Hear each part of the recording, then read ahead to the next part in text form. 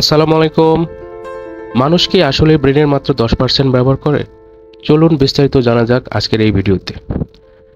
আমাদের মস্তিষ্কের ওজন মাত্র 1 কেজি 400 গ্রাম, কিন্তু এটি আপনার শরীরের সবচেয়ে শক্তিশালী কম্পিউটার। ভাবুন তো, এর ভেতরে আছে প্রায় 86 বিলিয়ন নিউরন, আর প্রতিটা নিউরন এমনভাবে সংযুক্ত যেন এটা আমাদের গ্যালাক্সির চেয়েও বেশি জটিল। বাস্তবে আমরা আমাদের মস্তিষ্কের প্রায় সব অংশই ব্যবহার করি, শুধু একসাথে সবসময় নয়। যখন আপনি গান শোনেন, হাঁটেন, কথা বলেন, প্রতিটা কাজে আলাদা আলাদা অংশ কাজ করে। ঘুমের সময়ও ব্রেন অ্যাক্টিভ থাকে।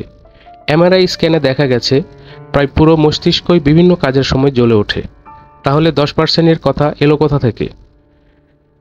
1890-এর দশকে উইলিয়াম জেমস বলেছিলেন, মানুষ তার মানসিক ক্ষমতার ছোট্ট অংশ ব্যবহার করে, আর মিডিয়া এটাকে বানিয়ে ফেলে 10% মিথ। ভিডিও ভালো লেগে থাকলে সাবস্ক্রাইব করুন। দেখা হবে পরের ভিডিওতে। বাই।